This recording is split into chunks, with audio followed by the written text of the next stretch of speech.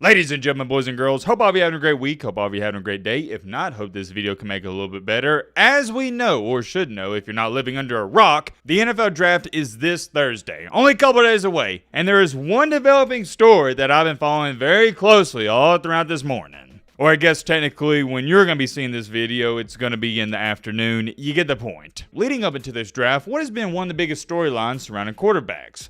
Where is Shedeur Sanders going to go? And how high is he going to get selected? It is all but a done deal. Mr. Cam Ward, Miami's quarterback, he had a stellar season last year. He's the number one overall pick. He's a Tennessee Titan. Congratulations. But after that selection, this is where things get really wishy-washy for the quarterbacks. I'm going to remind some of y'all in this offseason, the Giants, they got a new quarterback. They got Russell Wilson. So that wiped away a pick. Some people thought the Giants may go with Shedeur Sanders. That one's over. But also at number 7, the New York Jets. They found a new quarterback in Justin Fields. So unless something crazy happens, you're more than likely not going to see quarterbacks taken off the board there. A couple weeks ago, we did a mock draft on the channel. I had Shedeur Sanders falling all the way down to 21 to the Pittsburgh Steelers. He may go higher than that. He may go lower than that. I guess we're going to have to wait and see. But another quarterback people are ranting and raving about is Jackson Dart from Ole Miss. Rightfully so. He was a stud. He balled out at Ole Miss. He has relatively good size. I think he has a good arm. I wouldn't say a great arm, but a good arm, smart decision maker, head screwed on correctly, everything you want in a QB at the next level. I've also seen some people talking about Louisville's quarterback Tyler Show. I'm not very high on him. But the big three I've seen everyone talking about when it comes to quarterbacks going potentially somewhere in the first round: Cam Ward, Shedeur Sanders, and last but not least, like we talked about, Jackson Dart. I've talked to multiple sources today, and there's a new quarterback that teams are eyeballing at selecting the first round, and he goes by the name of Jalen Milroe. No introduction needed. You know who he is. One of the most, not one of the most, the most polarizing quarterback in this draft. I wouldn't say there's no in-betweens because I think there is, but for the most part, you either really like this guy, think he's got a ton of potential, or you think he's going to be a straight-up bum. According to this report, there are 6 teams that love him, and it states, my apologies, his words, not mine, def looking like a first-round pick now. Before we go any farther, let me address this. Everyone's immediate reaction when seeing this post or hear anyone talk about Jalen Milroe potentially going in the first round is, wait, what?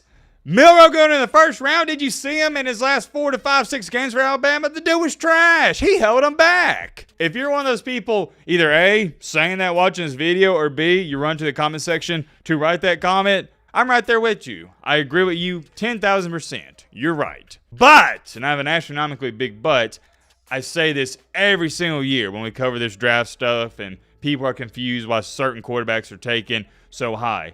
The NFL does not care about how good or bad you looked in college. They draft solely off of potential. That's it. Period. The end. I'm not saying you gotta agree with it. I'm just telling you how it is. I've talked to these scouts. This isn't a joke. If there was a quarterback that threw for 8 touchdowns last year and 25 interceptions, but that team that's looking at getting him thought he had a ton of potential, they'd still pick him. Just because a guy turns the ball over a lot in college and he throws a bunch of interceptions in college doesn't mean he won't be a great NFL quarterback. Case in example number 1, Josh Allen. These teams look at it from this perspective. Maybe he did have an interception problem, but that's coachable. Maybe he just struggles with reading defenses, and we can work on that in the film room, and he'll get better with that as he continues to get older and read more defenses and mature. Another good example I can give you, one of the more recent ones, and I think this is a better comparison for Milroe than anyone, Anthony Richardson at Florida. He was all right at Florida, don't get it twisted, but he didn't wow me as a passer. The only thing that got him drafted so high is, number 1, his athletic ability, number 2, how far he could throw the football. Ironically enough,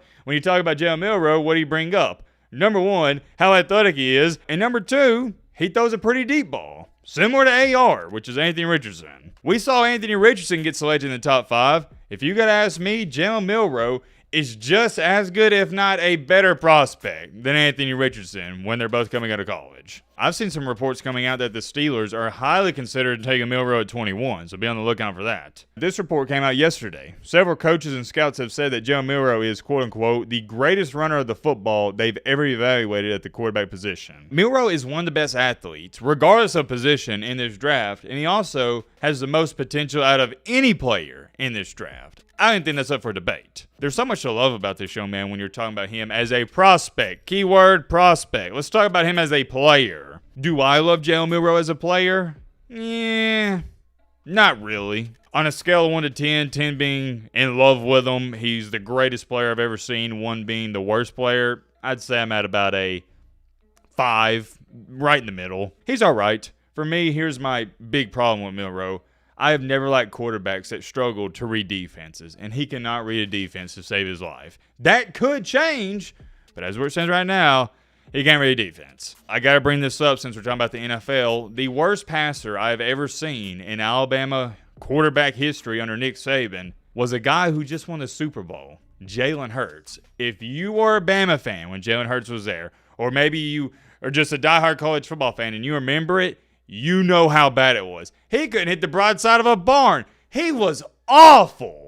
When it comes to throwing the football, there wasn't a more pathetic quarterback in Alabama history than Jalen Hurts. I'm talking about his freshman and sophomore season. He did get better that junior year, but by that point in time, he was the backup quarterback to Tua. The saving grace for Jalen Hurts at Alabama and why his throwing ability didn't get talked about as much as it should have because of how bad it was is because he just took care of the football so well. That is also a downside to Jalen Milroe. If you're not going to be an accurate passer, which I wouldn't label Milroe as, and you can't read a defense that well, you need to take care of the ball. I'm not going to sit up here and say Milroe is a walking turnover, but he's close to it. When Bryce Young was at Alabama, remember when he got hurt for, what he wound up sitting out, 2 or 3 games? Against Texas A&M, Milroe, as a runner, he fumbled like 3 times that game. Last year against Michigan, he fumbled the ball not once but twice in the final game. I know it was rainy, but still. There are many other games where he had fumble problems. Jalen Hurts never had fumble problems. To go on top of that, and it goes back to him not being able to read a defense, he gets confused by looks, which is okay because as a team in the NFL, you can work on that. You know what you can't work on?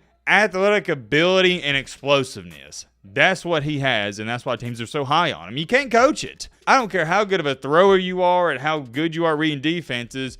Coaches can't make you faster. Not going to happen. Milroe has the best problem anybody could have at the quarterback position if you're going to have a problem. Struggles to read a defense and accuracy. He can work on those. That's the beauty of it. Jalen Hurts went from a guy who couldn't even complete a 5-yard curl route to now one of the better passers in the NFL. Hurts is the perfect example of if you want to get better at throwing the football, you can. All you got to do is put in the work. Am I going to sit up here and say that Milroe is going to be the next Jalen Hurts? Absolutely not. What I am saying is we've seen Alabama quarterbacks who have struggled to throw the ball, improve on it, and look where they're at now, win the Super Bowl. Another thing I need to point out before I go any farther and forget to talk about this, Milroe will be attending the draft. He's going to be in the, I think they call it the green room. That's what they call it, isn't it? He'll be attending. For those of you that don't know, when players attend the NFL draft, they full out intend on getting selected in the first round because one of the most embarrassing things that can happen to these guys is you show up for the first round, your name doesn't get called out, and you just get embarrassed because you get the suit on, your family's there. It happened to Will Levis. Remember that was a couple years ago when he had that smoke show sitting beside him, then she went viral and whatnot. Yeah, you don't want that to happen. Well, Milroe, he's going to be showing up to this thing, the first round Thursday night. So you know, and you better believe these reports are true. He may not get selected, but from everything I've seen, especially today, it looks like he's going to. Let's talk about this. Do I think Jalen Milroe is worthy of and worth a first-round pick? No. I wouldn't sludge him in the first round. However, one thing that really fascinates me is I believe, unless I'm highly mistaken, the Cleveland Browns have the first pick in the second round. I would take them, I wouldn't be mad if a team did this, early in the second round. I'm not wasting a first-round pick on Milroe. He's not worth it to me. But a second-round pick?